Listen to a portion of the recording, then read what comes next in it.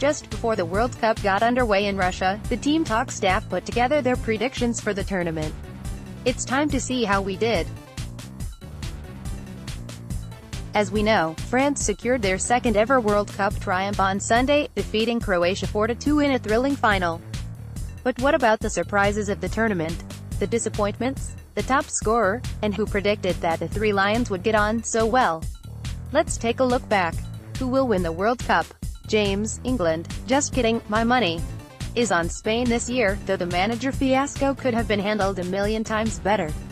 Ollie, about an hour before the time of making this prediction I would have said Spain, but the turmoil in the camp cannot be ignored.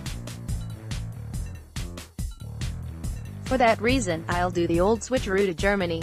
Matt, Brazil. They have a strong squad on paper and look worthy favorites. Samuel, work experiencer. My gut instinct says Brazil. They have world-class players in every area of the pitch, and have a point to prove after the debacle against Germany in 2014. Marshy boldly backed Spain despite all the chaos pre-tournament, but that wasn't half as bad a shout as Ollie picking Germany, who crashed out in the groups.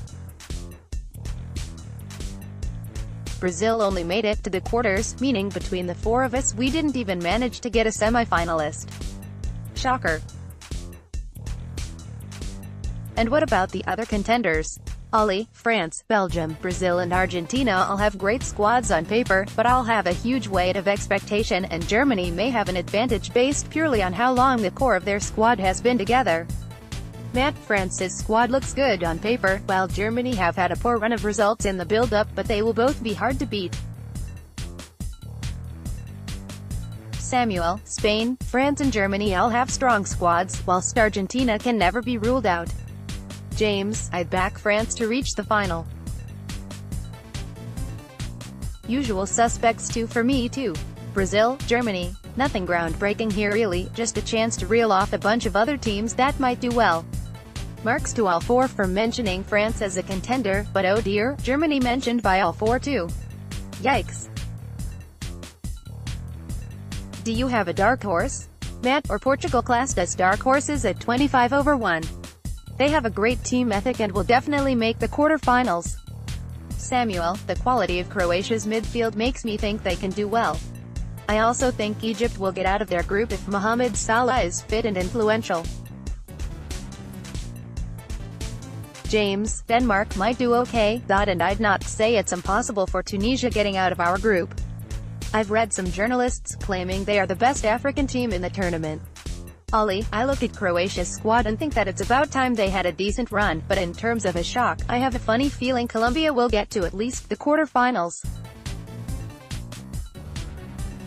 Hats off to Sam and Ollie here, they have absolutely nailed the Croatia shout. Portugal was actually a solid pick by Briggsy, and Denmark wasn't too bad a selection from James either given they lost on penalties to the eventual finalists. An all-round pat on the back. Which team will suffer the biggest disappointment, fail to impress? Samuel, Switzerland. They'll be hoping to reach the knockout stages, but I think Serbia will pip them to second behind Brazil. James, Russia for me. I can't believe they're as short as 14/1.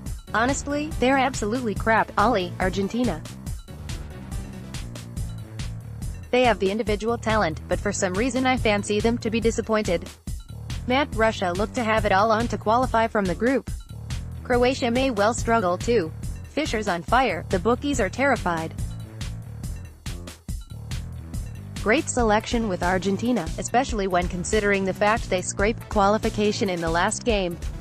Russia had a superb tournament, which means James and Matt are out of luck, while Sam was unfortunately left disappointed by the Swiss. And who are you backing to win the Golden Boot? James, probably Neymar. I do like Isco at 50/1 though for a long shot. Ollie, rah-rah Rasputin, England's got a goal machine. It's Harry Kane and he's gonna score more than anyone else. Seriously though, Timo Werner at 14s is a decent shout. Matt, I think Panama could be the tournament whipping boys, and Belgium's Eden Hazard may well fill his boots in the group game against them. So at 40/1, he looks a contender for a team expected to go deep into the tournament. Samuel, Romelu Lukaku is in with a shout depending on how Belgium do. Neymar will be another strong contender if he plays at his peak. The points here have to go to Oli again for the patriotic backing of our golden boy Harry Kane. Let's ignore the Werner shout. Neymar managed just 2 goals, while Hazard and Lukaku fared slightly better with 3 and 4 respectively. Not bad. How far will England get? Oli, I want to say all the way, but I can honestly see Colombia doing a job on us in the last 16. Matt, the last 8 will probably be the end for the 3 Lions.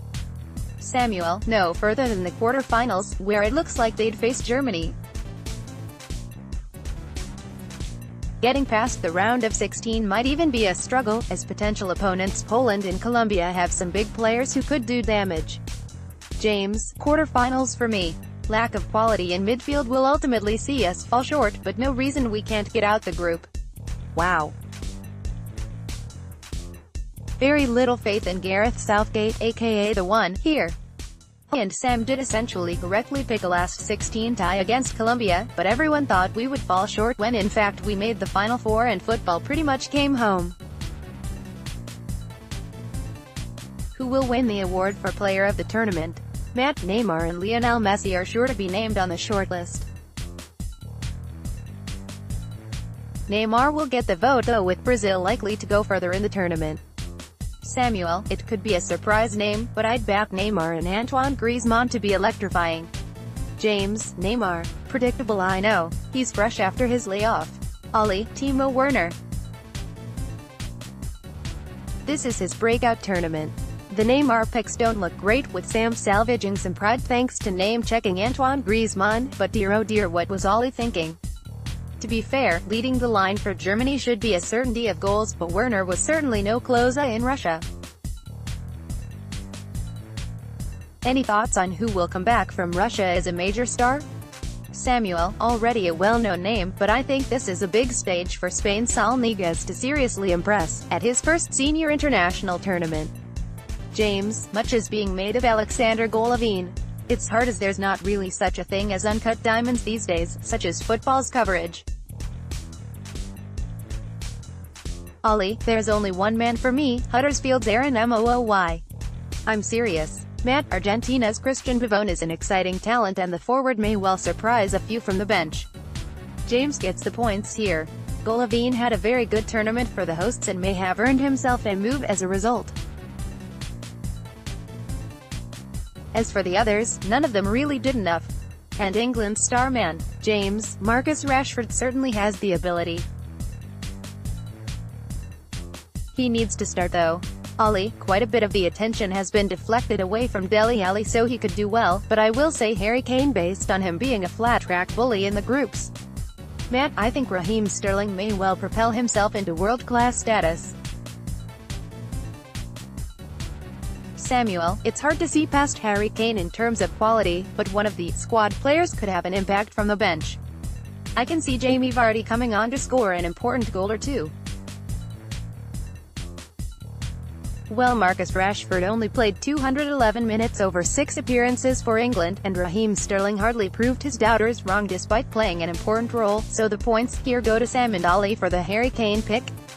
Verdict: for a group of people who are meant to know a lot about football, you'd think we don't actually know a lot about football. A real mixed bag, but perhaps that's a testament to the unpredictable nature of the World Cup, and this was one of the best in living memory without doubt. See you again soon for our Premier League predictions. We'll try not to embarrass ourselves.